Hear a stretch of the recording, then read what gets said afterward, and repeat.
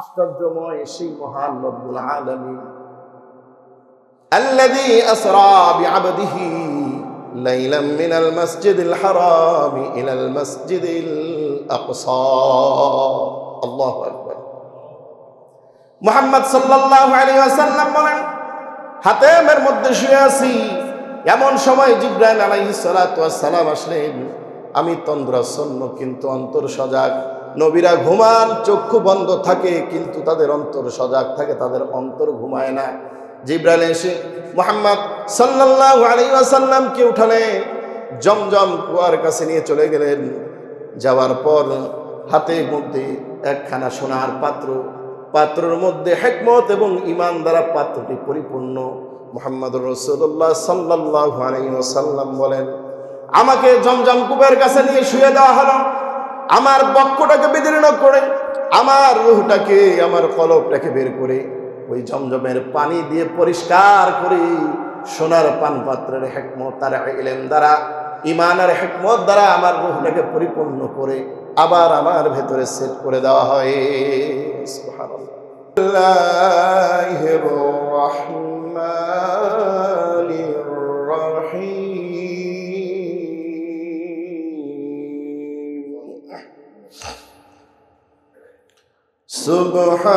সুবহানাল্লাযী আসরা বি'আবদিহি লাইলাম মিনাল মাসজিদিল হারাম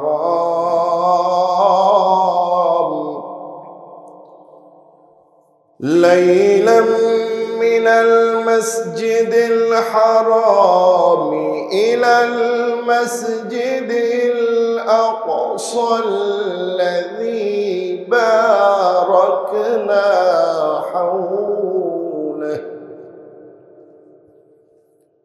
باركنا حوله لنريه من آياتنا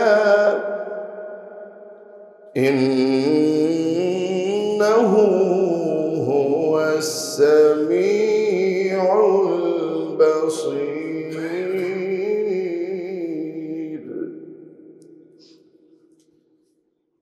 قال النبي صلى الله عليه وسلم من كذب علي متعمدا فليتبوأ مقعده من النار أو كما قال عليه الصلاة والسلام. وقال تعالى في شان حبيبه مخبرا وعامرا إن الله وملائكته يصلون على النبي يا أيها الذين آمنوا صلوا عليه وسلموا تسليما. জবানটা ছেড়ে দিয়ে সকলেই নামাজের দরুদটা পড়ি।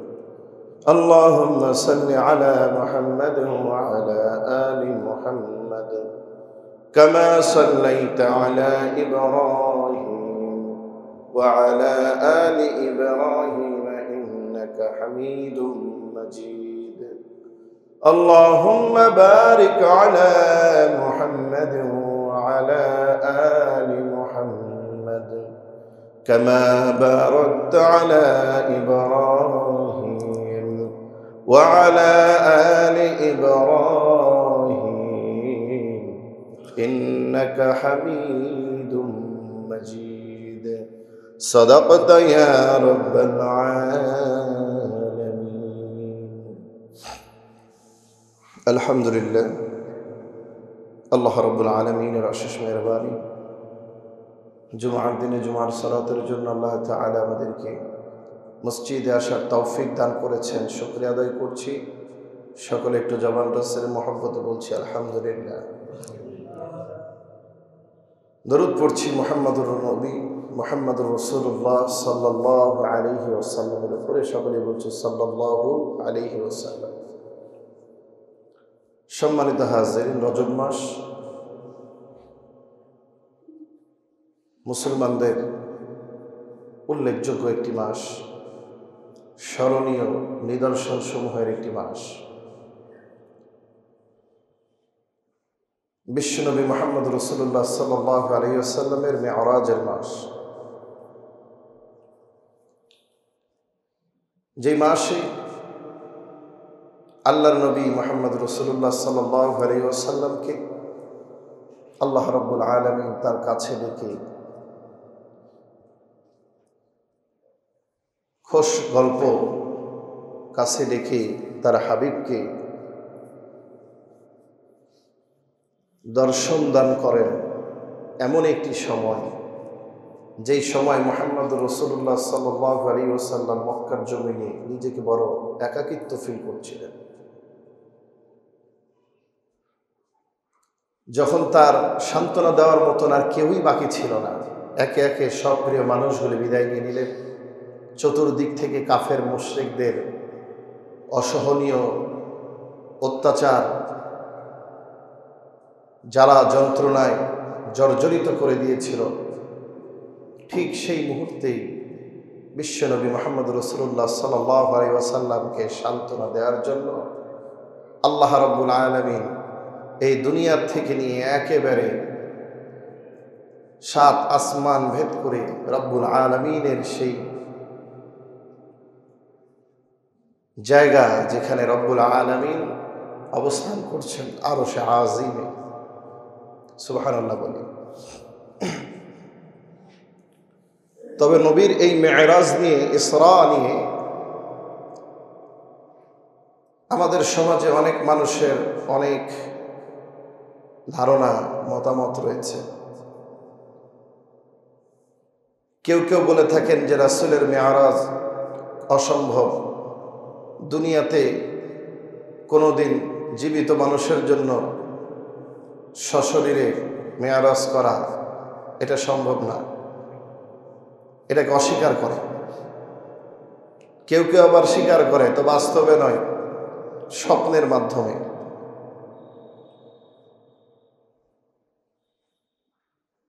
কিন্তু আল্লাহ রাব্বুল আলামিন কুরআনুল কারীমের মধ্যে বলছেন স্বপ্নেও নয়, সশরীরে তার বান্দাকে জাগ্রত অবস্থায়, ঘুমন্ত স্বপ্নের যোগে না। স্বপ্নে যেমন আমরা গোটা পৃথিবী ঘুরি, যেখানে মন চায় সেখানেই যাই, পাখা ছাড়া উঠতে পারি, কিন্তু নবীর এই মেরাজ স্বপ্ন যোগে নয়, বরং সশরীরে জাগ্রত অবস্থায় হয়েছে। কোরআন এবং হাদিস এটাই প্রমাণ করে।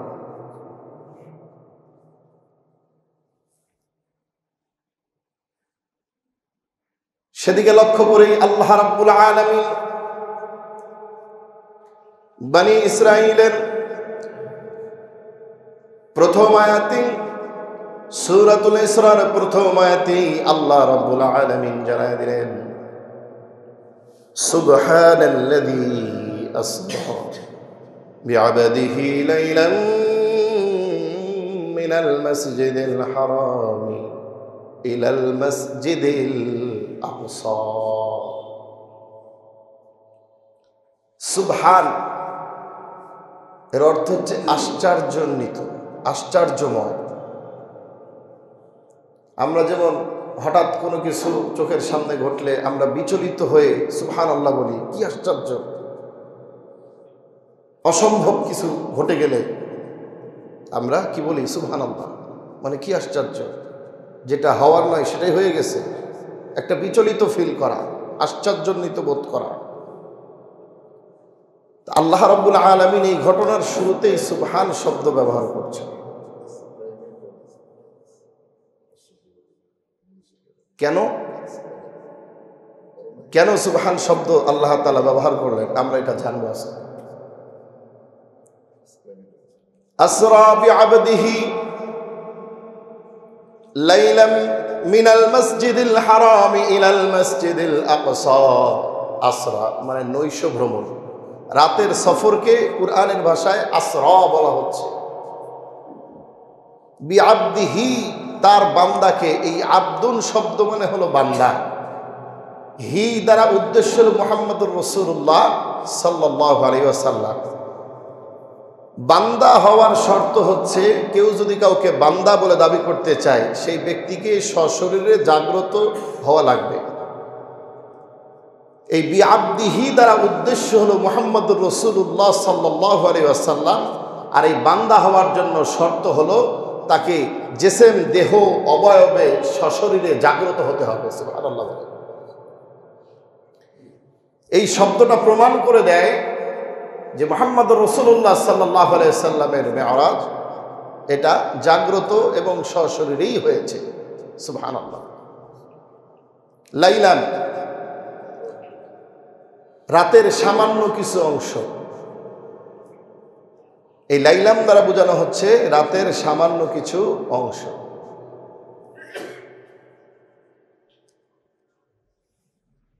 মিনাল মসজিদিল হারামি ইলাল মসজিদিল আকসা, মসজিদুল হারাম থেকে নিয়ে মসজিদুল আকসা পর্যন্ত এই সফরটাকে বলা হচ্ছে ইসরা, রাতের ভ্রমণ। রাতের পুরো অংশ নিয়ে নয়, অর্ধেক রাত্র নিয়ে নয়, সামান্য কিছু অংশ।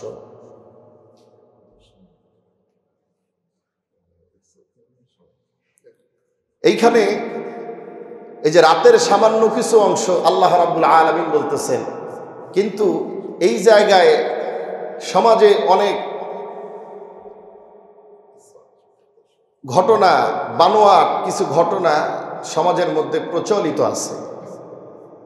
যেমন অনেকেই ব্যাখ্যা করে থাকেন এইরকম যে রাসূল সাল্লাল্লাহু আলাইহি ওয়াসাল্লাম যখন মেরাজে গিয়েছিলেন, উনি এসে দেখলেন যে ওযু করতেছিলেন, ওযুর পানিটা এখনো পড়তেছে। আবার যেই বিছানায় শুয়েছিলেন এসে দেখলেন বিছানাটা এখনো গরম আছে।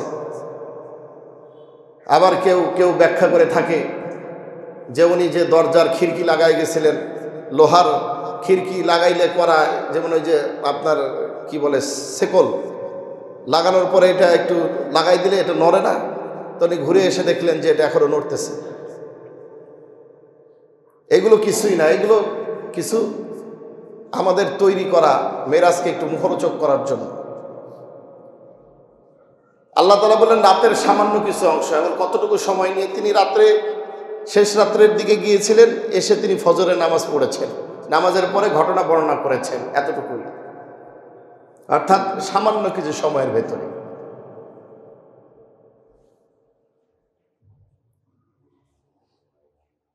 এমন একটা সময় রাসূলের এই সফর, বর্তমান বিজ্ঞানীরা এখনো পর্যন্ত এটাকে মেনে নিতে পারে নাই। তারা এখনো পর্যন্ত এগুলো নিয়ে গবেষণা করতেছে যে রাসূলুল্লাহ সাল্লাল্লাহু আলাইহি ওয়াসাল্লামের ইসরা এবং মিরাজ কিভাবে সম্ভব। আমি যদি ব্যাখ্যা দিই তাহলে আপনারা আশ্চর্যান্বিত হবেন কেন আল্লাহ তাআলা সুবহান বলেছেন মিরাজ। এটা দুইটা পার্ট, একটা ইসরা আর একটা মিরাজ। মসজিদুল আকসা থেকে নিয়ে মসজিদুল হারাম, এই মাঝখানে এটাকে ইসরা বলা হচ্ছে।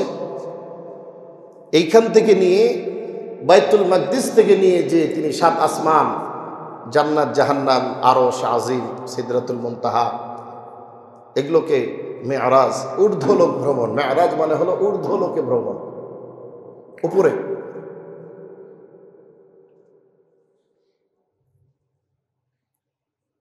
এই বিষয় কোরআনে ইঙ্গিত আসছে, ওয়ালাকাদ রাআহু নাজলাতান উখরা ইনদা সিদরাতিল মুনতাহা ইনদাহা জান্নাতুল মাওয়া,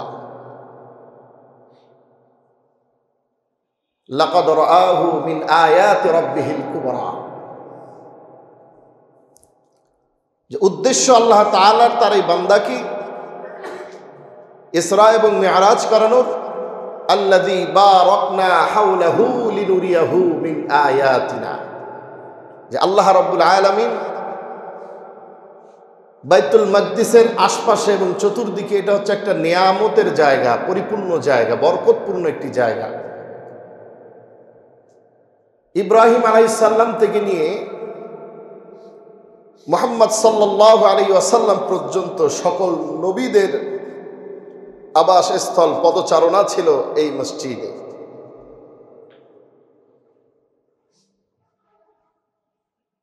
সকল নবীদের। এবং এর আশপাশটা সম্পূর্ণই একটা বরকতপূর্ণ একটা জায়গা। এবং ঊর্ধ্বলোকের যেই সকল আল্লাহ তাআলার নিদর্শন, জান্নাত জাহান্নাম, নিয়ামত, আযাব, গজব, যা কিছু আল্লাহ তাআলা দেখিয়েছেন, আল্লাহ তাআলা নিদর্শন, কুদরতগুলি আল্লাহ তাআলা এখানে ব্যাখ্যা করছেন, বর্ণনা করছেন, যেগুলো তার হাবিবকে তিনি নিদর্শনগুলিকে দেখানোর জন্য তার হাবিবকে তিনি ডেকে নিলেন তার কাছে।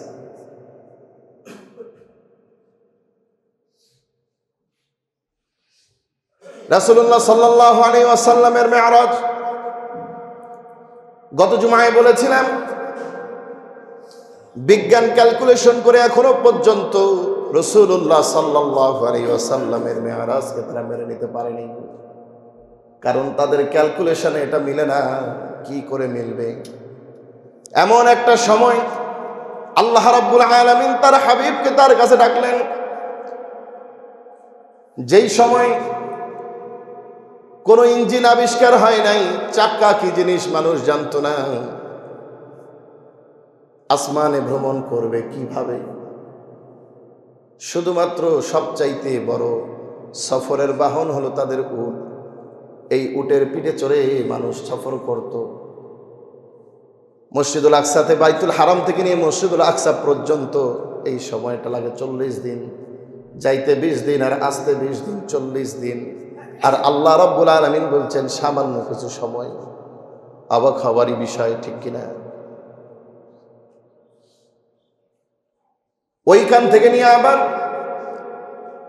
7 আসমান ভেদ করে আল্লাহ রাব্বুল আলামিনের কাবা কাউসাইনি আও আদনা, রাব্বুল আলামিনের একেবারে সন্নিকটে তার হাবিবকে ডেকে নিলেন। ঊর্ধ্বলোকের ভ্রমণগুলি আরো আশ্চর্যান্বিত। কিভাবে সম্ভব? আসমানের উপরে উঠবে, জমিন থেকে প্রথম আসমানের এই দূরত্বটা হলো 500 বছরের জায়গা।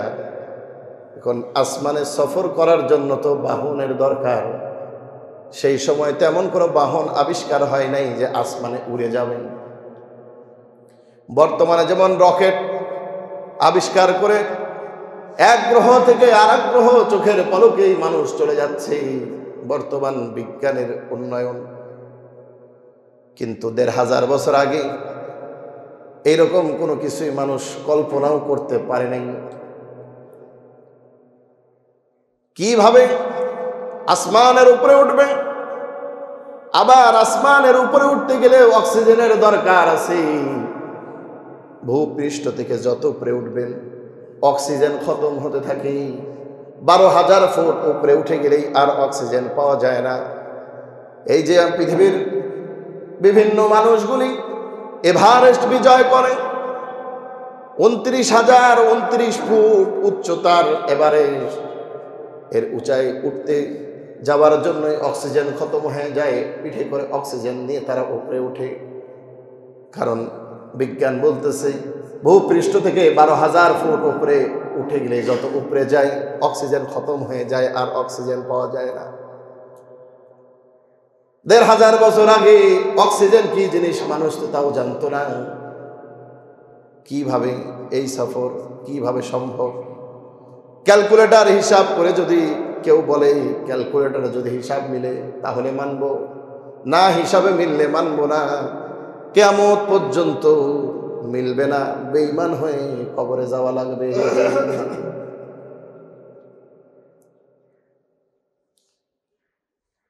এরপরে যদিও উঠে গেল, প্রথম আসমানে যাওয়ার জন্য সূর্য নামে একটি গ্রহ আছে। আছে না নাই? সূর্য নামের একটি গ্রহ আছে, যে গ্রহটা এই পৃথিবীর তুলনায় 13 লক্ষ গুণ বড়। পৃথিবীর জমিন থেকে ওই সূর্যের দূরত্ব 15 কোটি কিলোমিটার দূরে অবস্থান করতেছে। এর ভেতরে যেই তাপ আছে,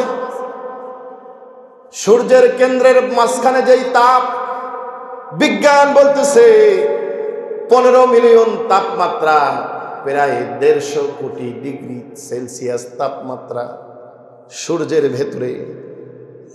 আর এর বাইরে একটা কেন্দ্র থেকে তাপটা যখন আস্তে আস্তে ছড়াইতে ছড়াইতে তাপটা কমে, সর্বশেষ সূর্যের আশপাশ দিয়ে যেই তাপমাত্রা আছে সেই আশেপাশের তাপমাত্রাই হচ্ছে ৫,৫০০ ডিগ্রি। আল্লাহু আকবার বলেন। দুনিয়ার জমিনে যে আগুনের তাপমাত্রা সর্বোচ্চ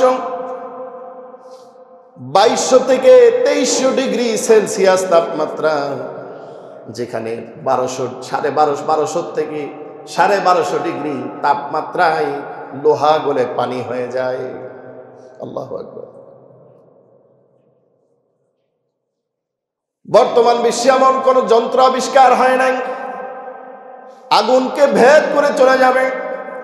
যদিও বর্তমান বিজ্ঞানের উন্নয়নে এমনও কিছু যন্ত্র তারা আবিষ্কার করতেছে, পোশাক আবিষ্কার করতেছে ফায়ার প্রুফ। আগুনের মধ্যে এমন পোশাক তারা তৈরি করতেছে যেই পোশাকগুলো পরে তারা আগুনের মধ্যে ঢুকে যায়। কিন্তু সূর্যের যে আশেপাশের তাপমাত্রা, যদিও এই সূর্যকে ভেদ করে যদিও যায়, যাওয়ার পর যদিও এটা সম্ভব না, কিন্তু ধরে নিলাম বিজ্ঞানের উন্নয়নের কারণে এক সময় তারা এমন যন্ত্র আবিষ্কার করবে। এখন তো চালকবিহীন এমন অনেক যন্ত্র, রকেট তৈরি করতেছে, চালক ছাড়াই চলে যাচ্ছে গ্রহ থেকে গ্রহ। এক সময় তারা এমনও যন্ত্র আবিষ্কার করবে যে তারা সূর্যের মধ্যে সূর্যকেও ভেদ করে তারা পার হয়ে যাবে, যদিও এটা সম্ভব না। কিন্তু সূর্য ভেদ করে যাওয়ার পর আসমান তো আছে, আসমান ভেদ করবে কেমনি? অনেক ইমাম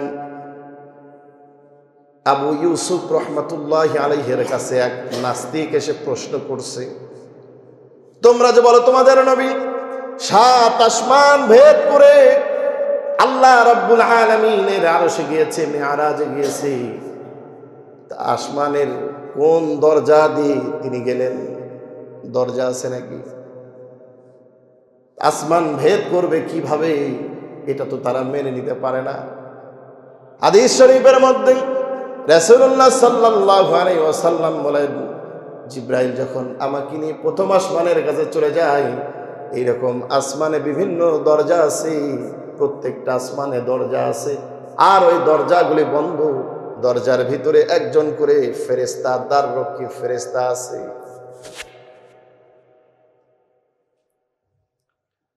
জিবরাইল যখন আমাকে নিয়ে প্রথম আসমানে গেলেন, ভেতর থেকে আওয়াজ দেওয়া হলো, মান আনতা, কে আপনি?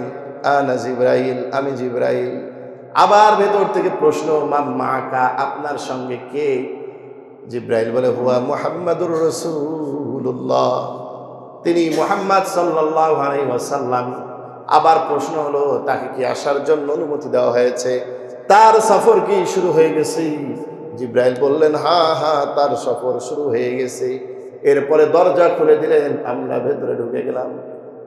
বিজ্ঞানে না হয় সূর্য ভেদ করে প্রথম আসমানে গেল, মুহাম্মদ সাল্লাল্লাহু আলাইহি ওয়াসাল্লাম, জিবরাইল তো গেছেন মুহাম্মাদের পরিচয় দিয়ে। আমাদের দেশের বিজ্ঞানীরা কার পরিচয় দিয়ে যাবে? কিয়ামত হয়ে যাবে। ক্যালকুলেটর অনুযায়ী কোনোদিন রাসূলের মেরাজ, ক্যালকুলেশন অনুযায়ী হিসাব মিলানো কোনোদিন সম্ভব হবে না। এই জন্যই আল্লাহ রাব্বুল আলামিন ঘটনার শুরুতেই সুবহান শব্দ ব্যবহার করেছেন। এই দুনিয়ার মধ্যে কত বড় বড় ঘটনা আল্লাহ রাব্বুল আলামিন ঘটাইছেন, কোন ঘটনার শুরুতেই সুবহান শব্দ ব্যবহার করেন নাই। আদ সামুদ নামক বড় বড় জাতিকে আল্লাহ রাব্বুল আলামিন ধ্বংস করেছেন।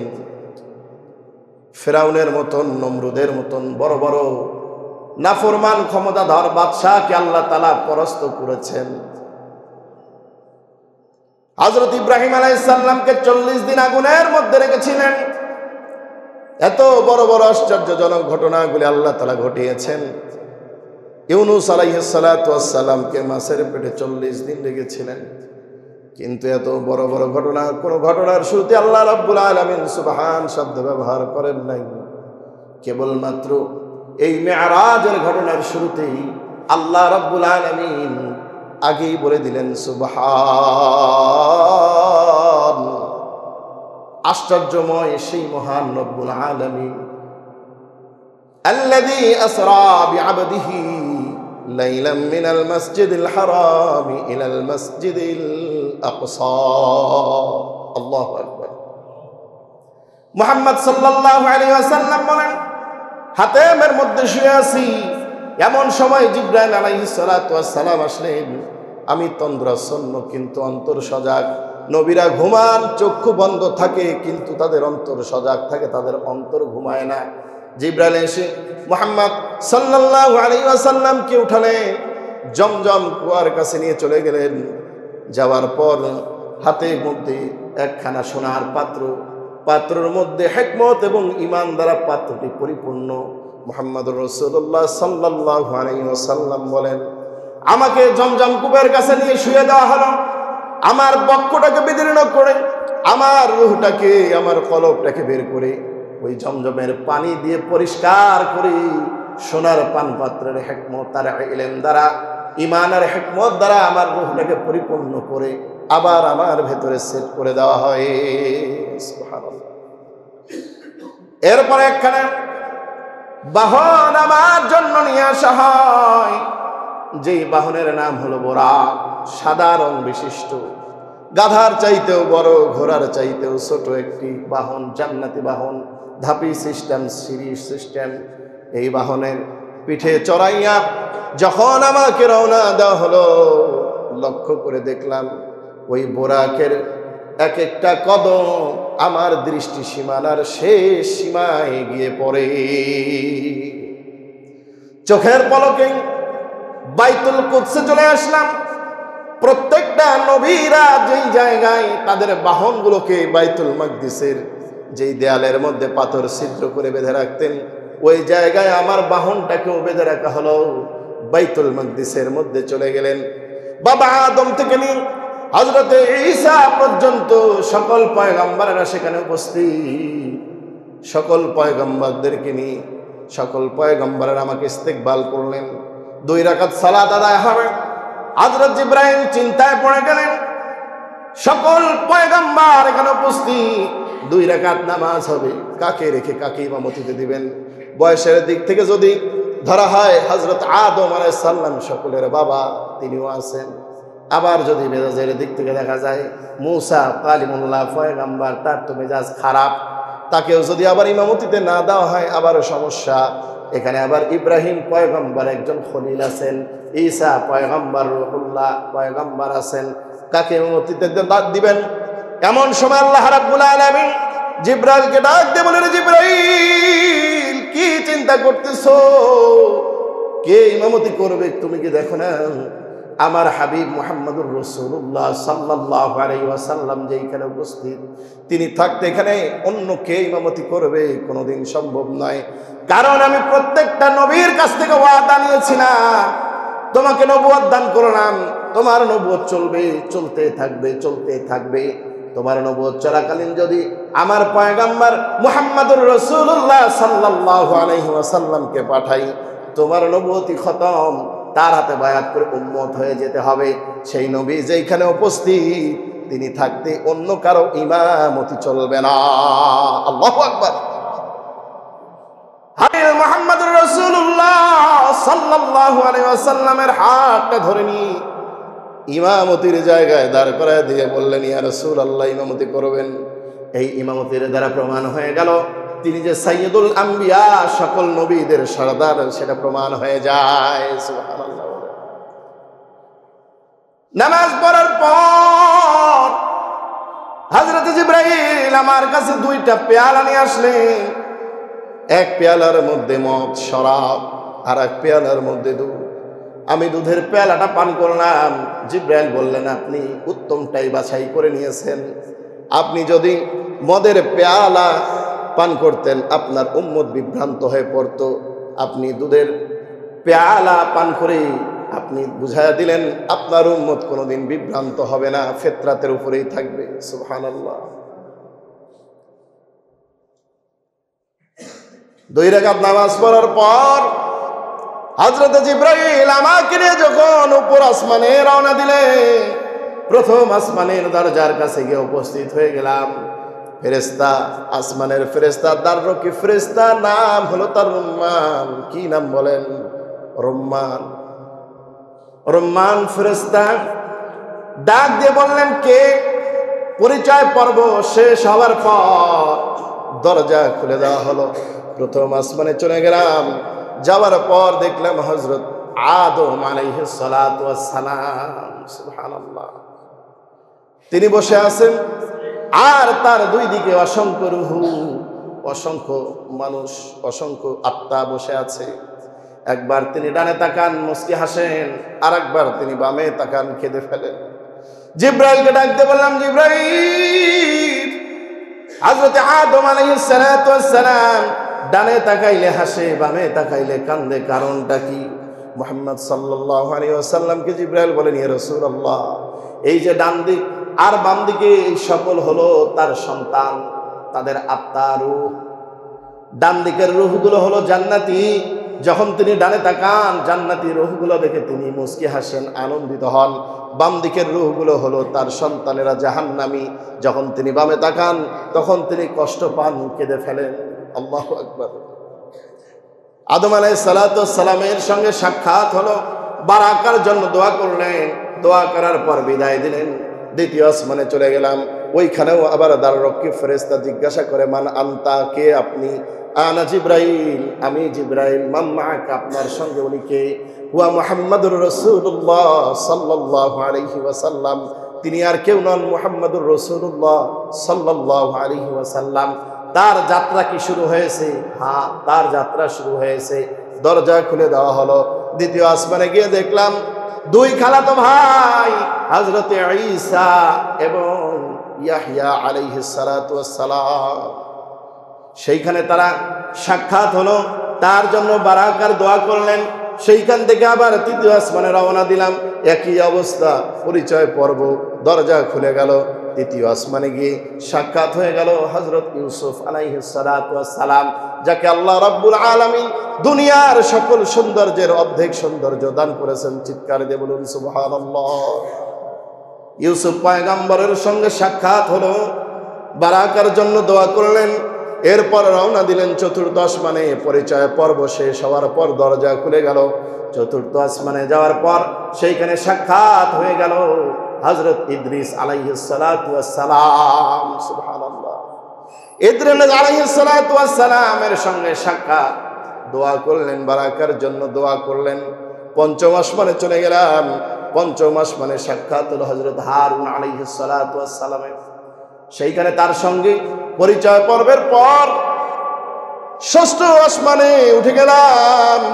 সেইখানে সাক্ষাৎ হয়ে গেল মূসা আলাইহিস সালাতু ওয়াস সালামের। মূসা আলাইহিস সালাতু ওয়াস সালাম মুহাম্মাদুর রাসূলুল্লাহ সাল্লাল্লাহু আলাইহি ওয়াসাল্লামের জন্য বারাকার দোয়া করলেন। এরপরে বিদায় দিলেন সপ্তম আসমানে।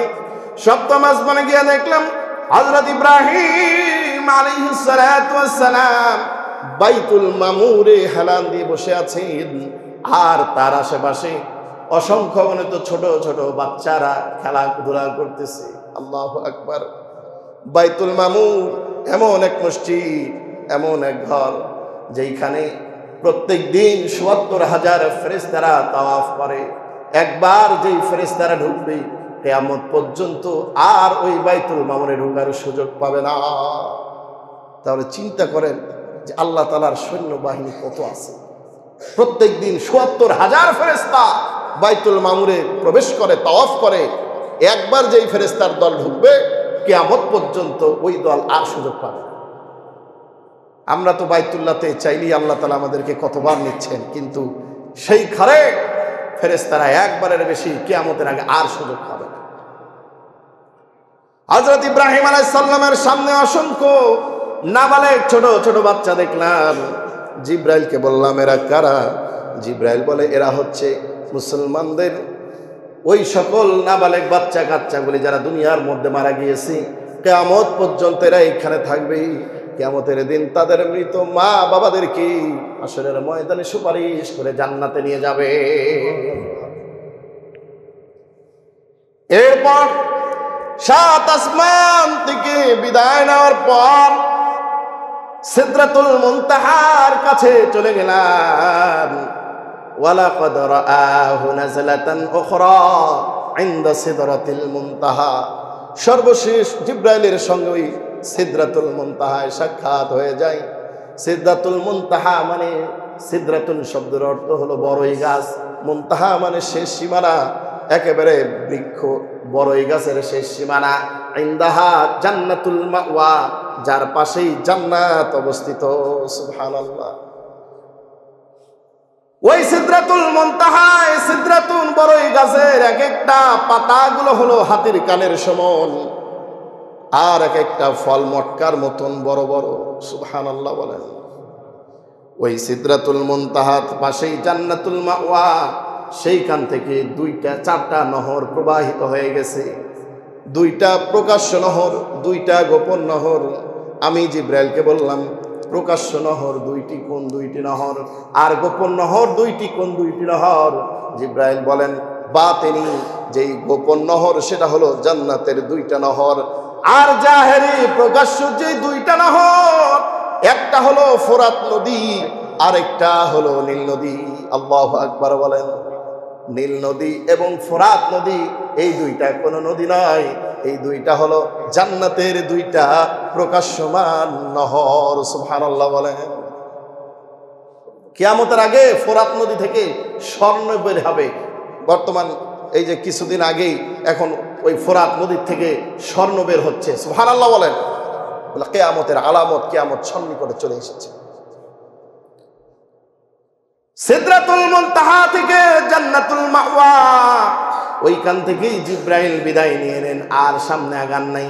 আল্লাহ রাব্বুল আলামিন তার স্পেশাল বাহনে চড়াইয়া, খণ্ড খণ্ড বর্ণনায় পাওয়া যায়, ওইখান থেকে রফরাফ নামক আরেকটি বাহনে চড়াইয়া আল্লাহ রাব্বুল আলামিন তার হাবিবকে জান্নাত জাহান্নাম সহ একেবারে সবকিছু পরিদর্শন করাইয়া একেবারে আল্লাহ তাআলার সন্নিকটে আরশে আজিমে আল্লাহ রাব্বুল আলামিন ডেকে নেন। এইখানে আবার কিছু ব্যাখ্যা আছে। আল্লাহ তাআলার সামনে রাসূলুল্লাহ সাল্লাল্লাহু আলাইহি ওয়াসাল্লাম গিয়েছেন, কিন্তু তিনি আল্লাহ তাআলার সঙ্গে সরাসরি সাক্ষাৎ করেছেন কি করেন নাই, এটা নিয়ে ইখতিলাফ রয়েছে। হযরত আয়েশা সিদ্দিকা রাদিয়াল্লাহু তাআলা আনহার বর্ণনা হচ্ছে তিনি আল্লাহকে দেখেন নাই। হযরত ইবনে আব্বাস রাদিয়াল্লাহু তাআলা আনহুর বর্ণনা হচ্ছেন তিনি আল্লাহকে দেখেছেন। দুইজন সাহাবীর দুই রকম বর্ণনা, একজন বলছেন দেখেছেন, আর একজন বলছেন সরাসরি দেখেন নাই। কিন্তু দুইটাই সঠিক। সুবহানাল্লাহ বলেন। এখন প্রশ্ন করতে পারেন, হুজুর দুইটাই কিভাবে সম্ভব হয়? দেখেছেন আবার দেখেন নাই। আল্লাহ রাব্বুল আলামিনকে দেখেছেন, কিন্তু আল্লাহ রাব্বুল আলামিনকে দেখলে তিনি কেমন, এটা বর্ণনা দেওয়া কোনো চোখের পক্ষে সম্ভব নয়। আমরা কিছু একটা যদি দেখি, আসার পর যদি জিজ্ঞাসা করি আমি অমুক দেখলাম, কেমন দেখতে কেমন, আমরা বর্ণনা দিই। মানুষ বর্ণনা দেয়, উদাহরণ কোনো কিছুর সঙ্গে সদৃশপূর্ণ রেখে উদাহরণ দেওয়া যায় যে এটা এটার মতন, এটা এমন, এটা এমন, ঠিক কিনা? কিন্তু আল্লাহ তাআলা তো বলতেছেন লাইসা কামিসলিহি শাইউন, আল্লাহর মতো তো কিছুই নাই, তো কিভাবে তার বর্ণনা দিবেন? এই জন্য যখন তিনি বলেছেন আমি আল্লাহকে দেখেছি, যখন প্রশ্ন উঠেছে আল্লাহ দেখতে কেমন, তখন রাসূল বলেন আল্লাহকে আমি কিভাবে দেখব? কারণ যাকে দেখলে যার ব্যাখ্যা দেওয়া যায় না, তাকে দেখাও যা না দেখাও একই ব্যাখ্যা, ঠিক কিনা? সুতরাং তিনি দেখেছেন আবার দেখেন নাই, দুটোই সঠিক। এটাই হলো আল্লাহ তাআলার কুদরত নিদর্শন। আল্লাহ রাব্বুল আলামিন তার হাবিবকে নিয়ে তার মেহমানখানা আরশে আজিমের মধ্যে প্রশ্ন করে বসলেন, ও হাবিব, বন্ধুর কাছে এসেছেন, কি হাদিয়া নিয়ে এসেছেন? কারণ মেহমান বেড়াইতে গেলে মেজবানের বাসায় হাদিয়া নিয়ে যাওয়া হলো সুন্নাত। আপনি কি হাদিয়া নিয়ে এসেছেন? আল্লাহর নবী ডাক দিয়ে বলেন, আত-তাহিয়াতু লিল্লাহি ওয়াস-সালাওয়াতু ওয়াত-তাইয়্যিবাত, শারীরিক মানসিক গোপনীয় প্রকাশ্য সকল ইবাদত পবিত্রতা আপনার জন্য নিয়ে এসেছি। সুবহানাল্লাহ বলেন। আল্লাহ রাব্বুল আলামিন খুশি হয়ে গেলেন, জবাবে বললেন আসসালামু আলাইকা আইয়ুহান নাবিয়্যু ওয়া রাহমাতুল্লাহি ওয়া বারাকাতুহু। হে নবী, আপনার উপরে শান্তি বর্ষিত হোক, রহমত বর্ষিত হোক। সুবহানাল্লাহ। এই যে আল্লাহ রাব্বুল আলামিন নবীকে সালাম দিলেন, বরকত রহমত দান করলেন। আমার নবী এটা এককভাবে গ্রহণ করলেন না। আমার নবী কত দয়ালু, আমার নবী কত মহান নবী, উম্মতের জন্য কত ফিকিরমান। দেখেন, আমরা হইলে তো সব ভুলে যাইতাম, কিন্তু নবী ওই জায়গাও তার উম্মতকে ভুলেন নাই। ওই আল্লাহ তাআলা যেই হাদিয়া তাকে দিলেন, আল্লাহ তাআলা যেই রিসিভ করে তাকে যেই সম্মান দিলেন, এই সম্মান তিনি এককভাবে নিলেন না, বরং তিনি বললেন আসসালামু আলাইনা ওয়া আলা ইবাদিল্লাহিস সালিহিন। সুবহানাল্লাহ। আসসালামু আলাইনা, আমাদের উপরে শান্তি বর্ষিত হোক, ওয়া আলা ইবাদিল্লাহিস সালিহিন, সকল সৎকর্মশীল বান্দাদের পক্ষ থেকে গ্রহণ করলাম। সুবহানাল্লাহ বলেন। সেই নবীকে চিনলাম না, সেই নবীর ইত্তেবা করা শিখলাম না। এই যে কথোপকথন হচ্ছে, চতুর্দিক থেকে ফেরেশতারা সাক্ষী দিতেছে আশহাদু আল্লা ইলাহা ইল্লাল্লাহু ওয়া আশহাদু আন্না মুহাম্মাদান আবদুহু ওয়া রাসূলুহু।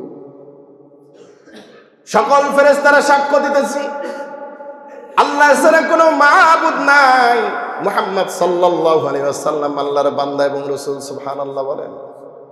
বিদায় বেলায় আল্লাহ রাব্বুল আলামিন তিনটা হাদিয়া মুহাম্মদুর রাসূলুল্লাহ সাল্লাল্লাহু আলাইহি ওয়াসাল্লামকে দিলেন। এক নম্বরে 50 ওয়াক্ত সালাত দান করলেন, কমাইতে কমাইতে 5 ওয়াক্ত সালাত দান করলেন এবং বললেন এই 5 ওয়াক্ত সালাত যদি কোনো বান্দা সঠিকভাবে আদায় করে, আমি আল্লাহ রাব্বুল আলামিন 10 গুণ বৃদ্ধি করে দেব। 10 গুণ মানে 5 10 50 ওয়াক্ত সালাত আদায় করার সব দান করব। এবং যারা সময়ের প্রতি লক্ষ্য রেখে 5 ওয়াক্ত সালাত জামাতের সঙ্গে আদায় করবে, আমি আল্লাহ রাব্বুল আলামিন নিজ জিম্মায় তাকে জান্নাতে প্রবেশ করাবো। আজকে সেই নামাজ ছেড়ে দিয়েছি, নামাজ নাজিলের এই মাস। 2 নম্বর হাদিয়া দিলেন সূরা বাকারার শেষ 2টি আয়াত আল্লাহ তাআলা দান করলেন আমানার রাসূলু বিমা উনজিলা ইলাইহি মির রাব্বিহি ওয়াল মুমিনুন কুল্লুন আমানা বিল্লাহি ওয়া মালাইকাতিহি ওয়া কুতুবিহি ওয়া রাসূলিহি লা নুফাররিকু বাইনা আহাদিন মির রুসুলি ওয়া ক্বালু সামি'না ওয়া আতা'না গুফরানাকা রাব্বানা ওয়া ইলাইকাল মাসির। শেষ পর্যন্ত 2টো আয়াত আল্লাহ তাআলা দান করলেন। এমন 2টো আয়াত, এই 2টো আয়াতের মধ্যে বান্দার প্রতি আল্লাহ রাব্বুল আলামিনের অনুগ্রহ এবং মহিমা প্রকাশ পেয়েছে। সুবহানাল্লাহ। এবং এই 2টো আয়াত যদি কোনো মৃত ব্যক্তির পায়ের কাছে এই 2টো আয়াত এবং মাথার কাছে সূরা বাকারার প্রথম 5টি আয়াত যদি পাঠ করা হয়, আল্লাহ রাব্বুল আলামিন ওই মাইয়িতের কবরের আযাবকে মাফ করে দেয়। আর এই সঠিক আমলটা বাদ দিয়ে আমরা 4 কোনায় 4 কুলের আমল চালু করেছি, ঠিক কি না? অথচ সই হাদিসের মধ্যে এই আমলের কথা আসছে মাথার কাছে এবং পায়ের কাছে। এই আয়াতগুলি পাঠ করলে আল্লাহ তাআলা তার কবরের আযাব মাফ করে দেয়। সুবহানাল্লাহ। 3 নম্বর হাদিয়া দিলেন আপনার উম্মতের মধ্যে যেই সকল উম্মত একমাত্র শিরক ব্যতীত যত গুনাহগার হোক না কেন, যদি শিরক না করে, আল্লাহ রাব্বুল আলামিন তাদেরকে মাফ করে দেওয়ার ওয়াদা করেছে। সুবহানাল্লাহি বিহামদিহি। এরপরে চলে আসলেন, আসার পরে আরো তো লম্বা ঘটনা অনেক আছে, আমরা ধারাবাহিক আলোচনা করব ইনশাআল্লাহ। আল্লাহ রাব্বুল আলামিন এই মিরাজের ঘটনা থেকে আমাদের ঈমানকে পরিপূর্ণ করে যে শিক্ষা, যে হাদিয়া রাসূল নিয়ে এসেছেন, তার উপরে আমল করার তৌফিক দান করেন। নামাজ নাজিলের এই মাস আমরা যেন 5 ওয়াক্ত সালাত জামাতের সঙ্গে আদায় করতে পারি, আল্লাহ তাআলা সেই তৌফিক দান করুন। ওয়া আখিরু দাওয়ানা আলহামদুলিল্লাহি রাব্বিল আলামিন। যারা যারা সুন্নাত